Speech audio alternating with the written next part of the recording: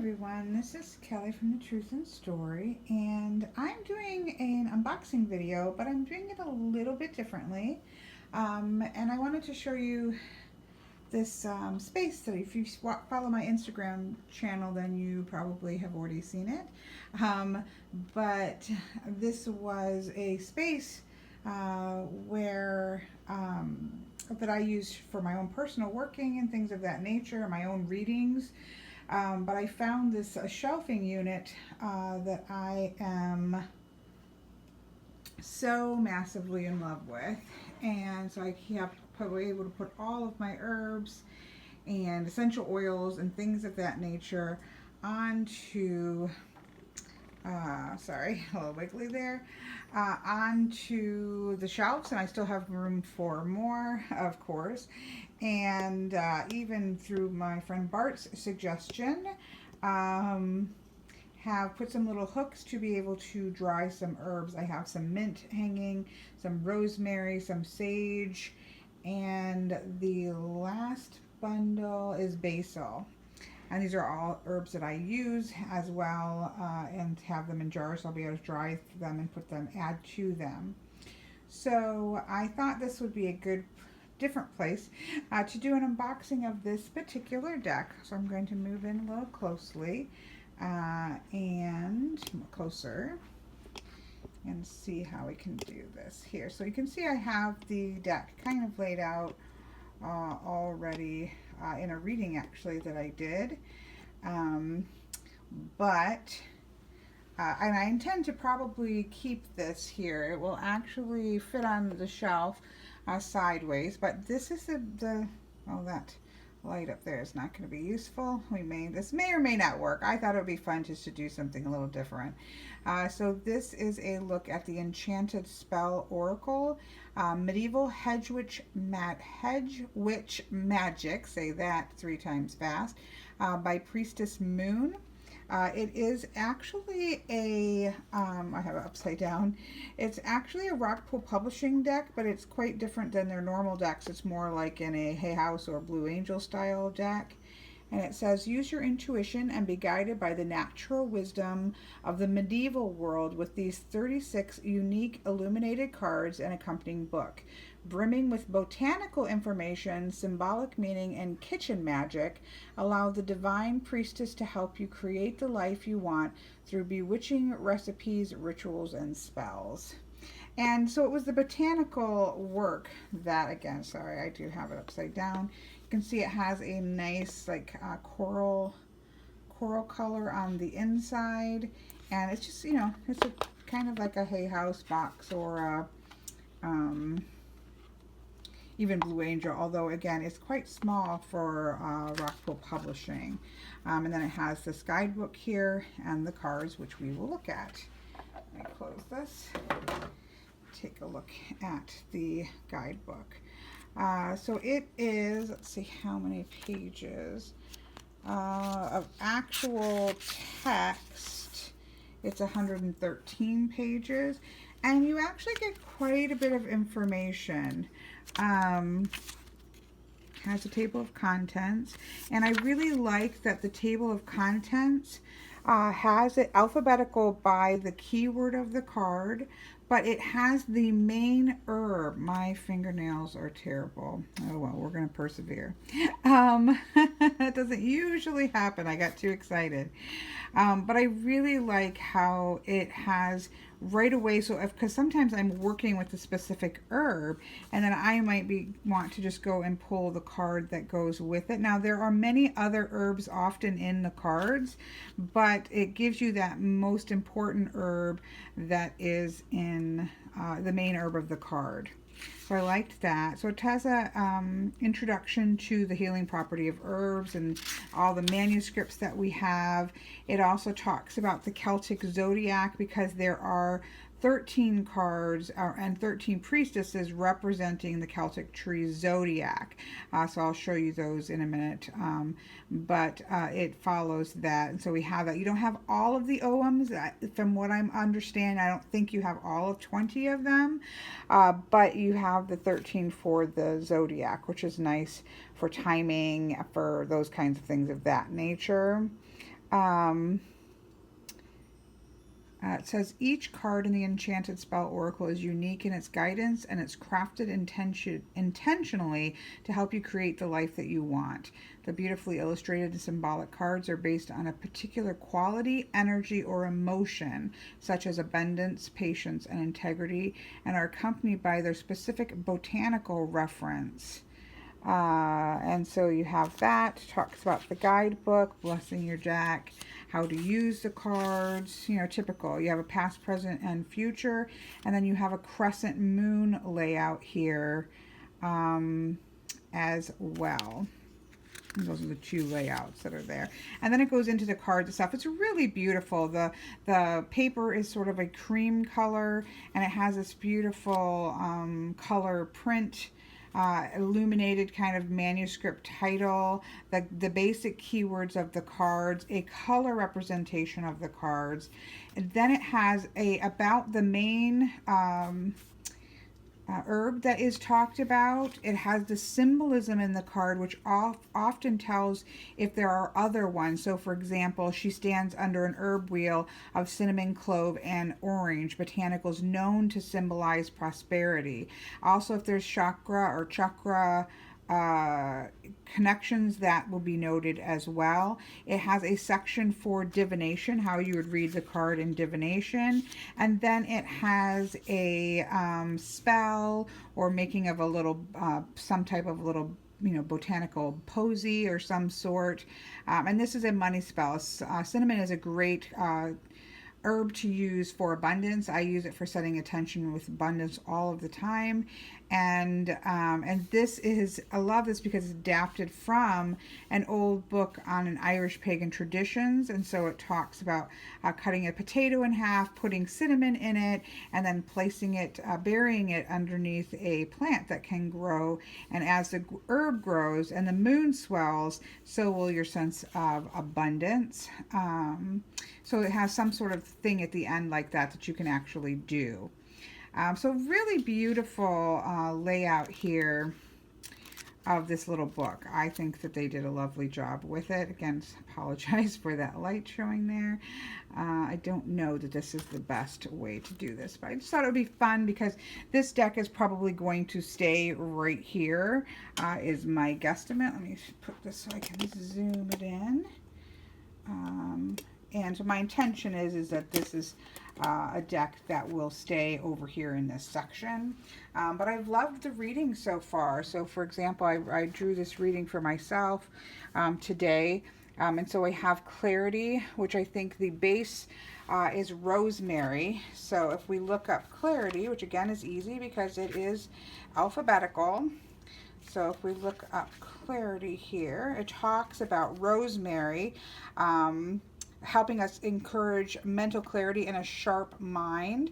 It's often used in spells to aid successful study and excellent concentration. Has a little bit of history. So in 1649, the famous botanist Culpeper described rosemary as a quick and piercing and assured that a little goes a long way. It talks about its memory aids. And then when you go to the symbolism, it indicates how, let me pull this up, they are glossy, which is the only, not great cardstock and too glossy, but I still love it. The Priestess of Clarity stands confident and focused beneath a healing herb wheel. The botanicals represented are rosemary, chamomile, echinacea, ginger, and St. John's wort and thyme. These herbs have stood the test of time as some of the most versatile and useful botanicals Mother Nature has provided us.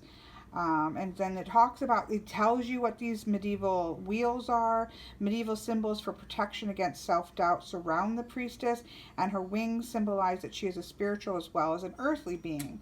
The Scottish Gaelic word gleis blath, I'm sure not how you say it, which translates to wise flower, feature in this image.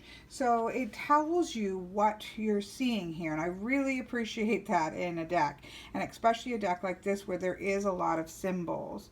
And then the divination talks about when the priestess of clarity appears, it is time for absolute focus. You may have a big undertaking ahead of you that needs your full attention. Break tasks into small achievable goals, write down every single step, and so on. So it kind of talks about how you would use this in divination, and then it talks about making a rosemary posy to help just kind of set at your desk to aid in clear thought, and while you're trying to accomplish what you're trying to do with clarity.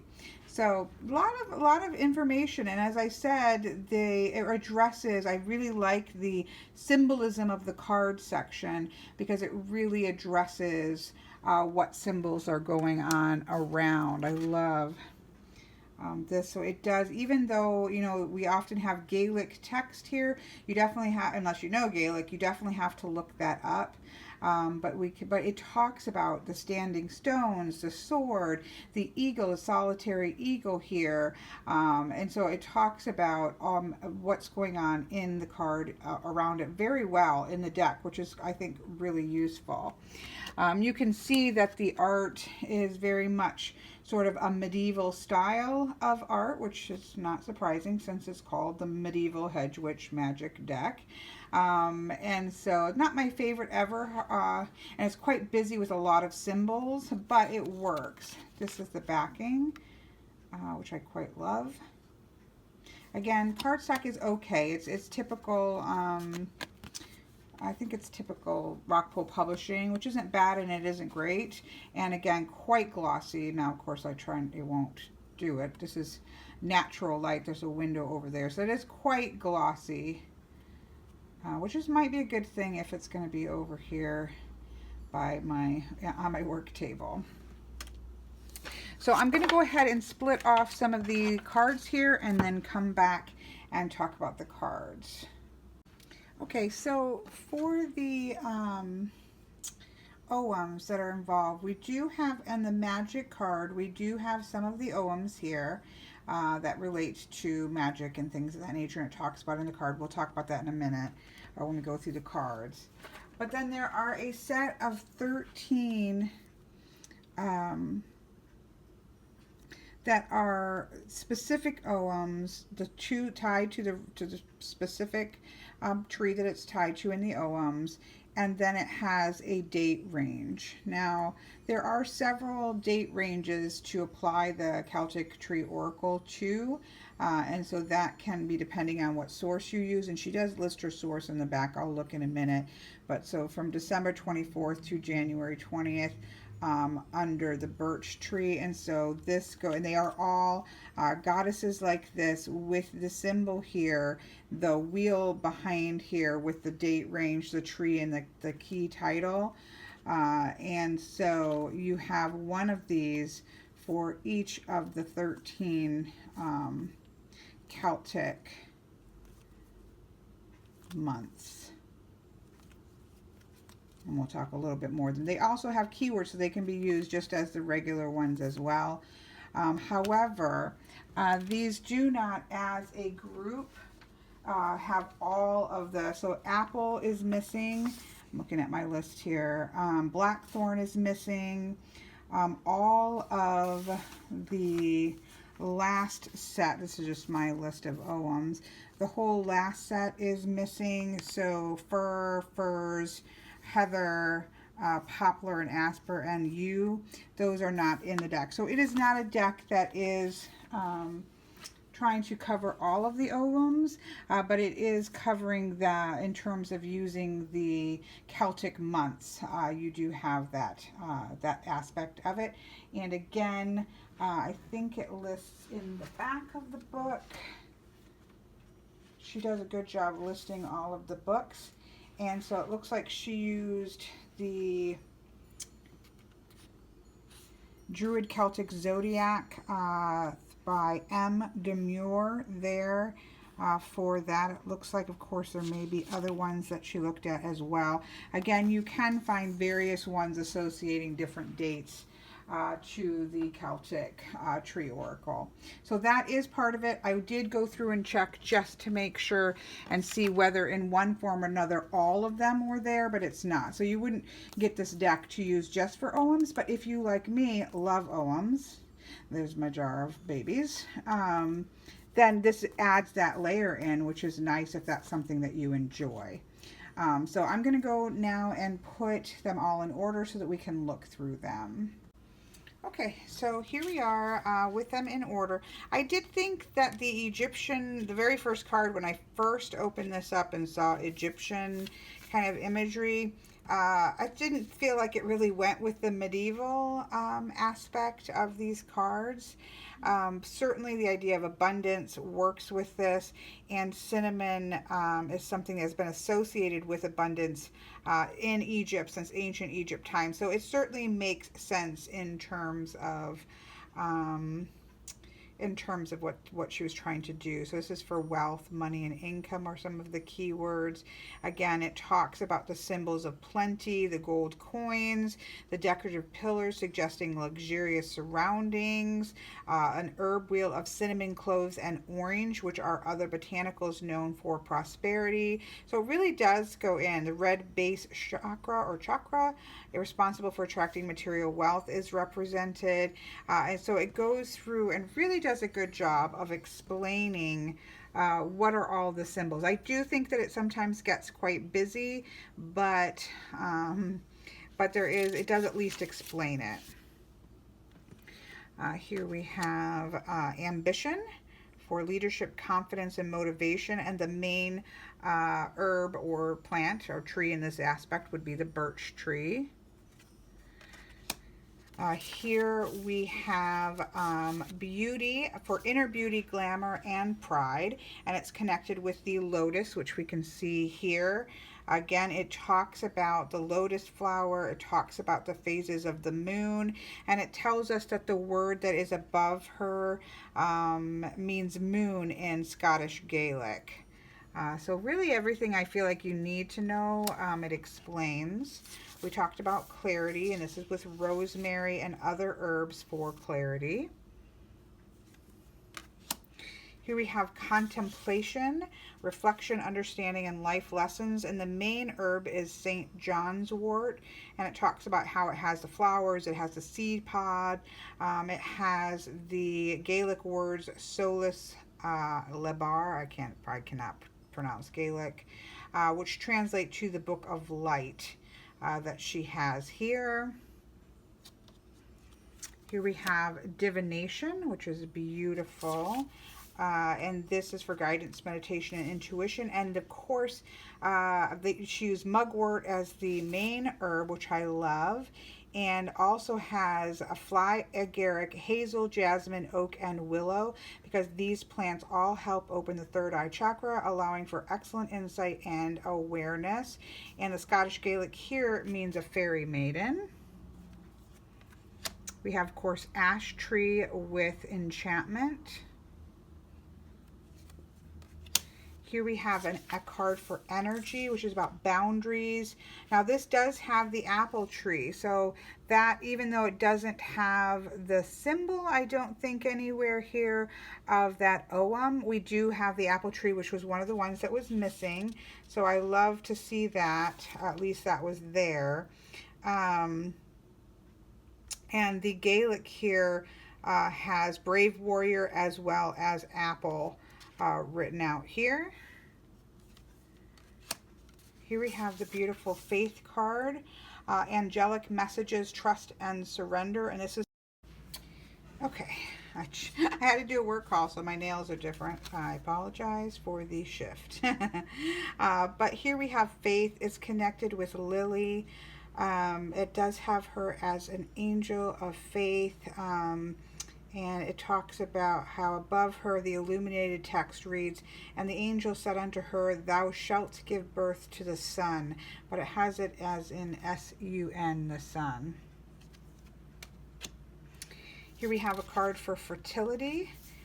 New beginnings, fruitfulness, and growth is connected with raspberry, which have to do with patience and waiting for good things to bear fruit.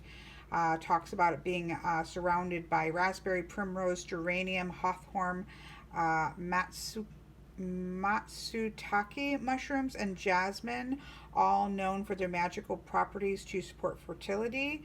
And again, it just talks about all of the different symbols that are there, as well as a how to make a raspberry wish cake. I really love this deck. Here we have Good Fortune. This is for luck and synchronicity, and it has mint for its properties here. Also talks about how it has an abracadabra triangle. This ancient triangle symbol is said to bring unexpected good luck. The word abracadabra is thought to came from the Aramaic language and means I create what I speak. Here we have happiness card for obviously optimism, good cheer, laughter, happiness. It has Orange Blossom, which is a very uplifting. I use orange or citrusy scents for uplifting energies. She's dancing in a gorgeous orange frock and stripy blue stockings. So you definitely get a more modern sense, though it is obviously set kind of in that medieval art style. There's also a lot of modern. I kind of wish that that they had retained more of the medieval look and not had sort of some of this modern look to it, but you know, that's just personal preference.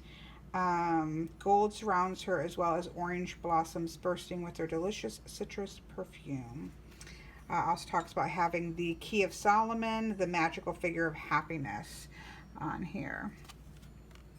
Here we have the card for healing, natural remedies, renewal, and a healer, and it has eucalyptus as the main herb, but it also has eucalyptus, salt, echinacea, lemon balm, St. John's wort, and rose with it.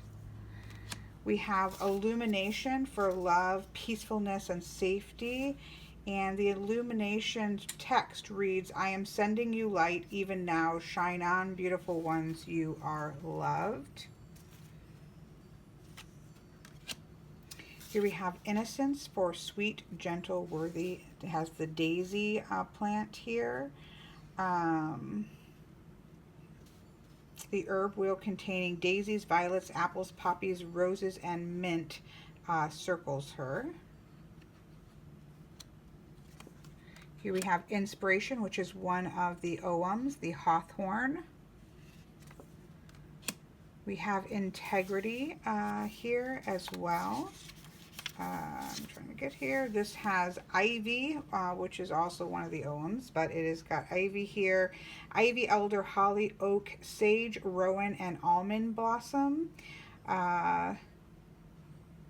And the golden scales. Again, all the symbols it's discussed. If there are any words in Gaelic or any other languages, they do tell you in the guidebook what they are, which is great. Another ogham for hazel for intellect. Another for rowan for intuition.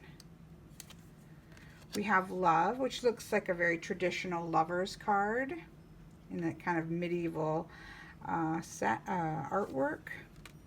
Again, see, so like this one is probably one of my least favorites. I just don't like the image, and I don't think it really fits with the rest of the deck.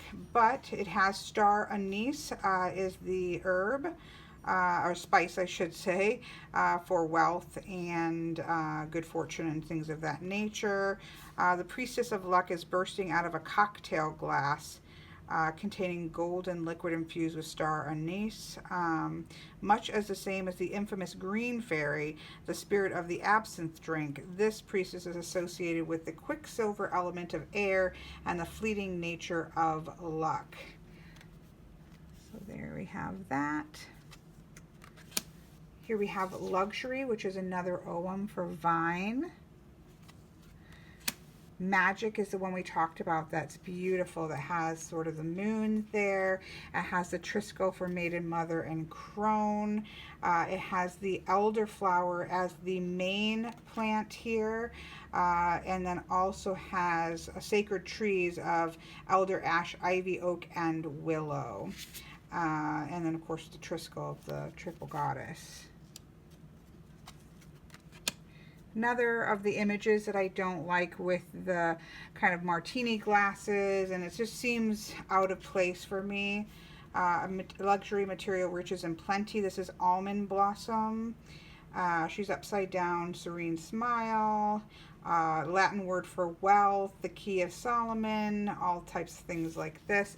Just, it's more the imagery, I feel, with the glasses just feels a little bit more modern than the rest of the deck. So those two I really kind of wish were kept more in keeping.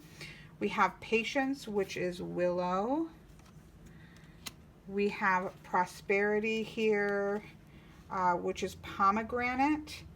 Again, cocktail glass, we could do without. I mean, I'm sure they probably had cocktail glasses in the medieval times. I don't know, but it just feels very modern, as with the stripedy legs. Here we have the beautiful Protection here.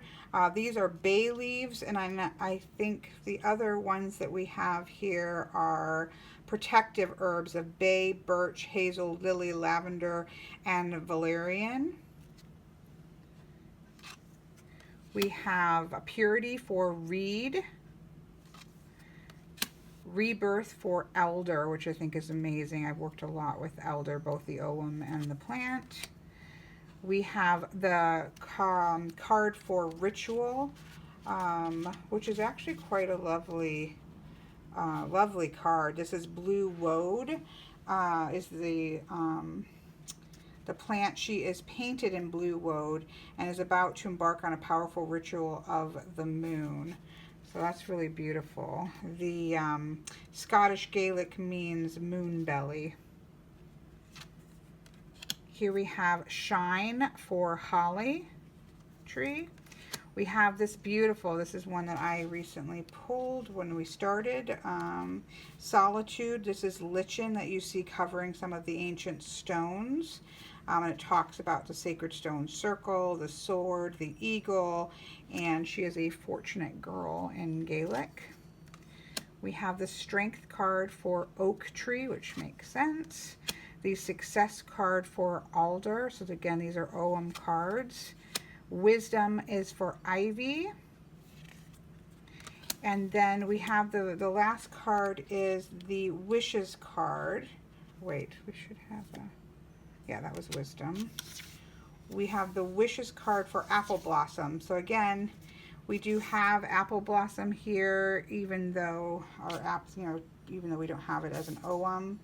And so we have her sitting cross-legged, blossoms around her, medieval charms and city, and there's a Latin that means wish potion. And then, of course, in the book, it gives you a little bit how to write an apple wish spell.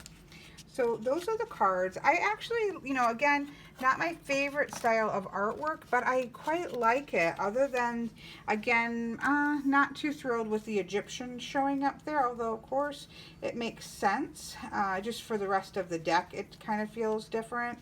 And then some of these ones, mostly surrounding luck and happiness with these stripedy legs.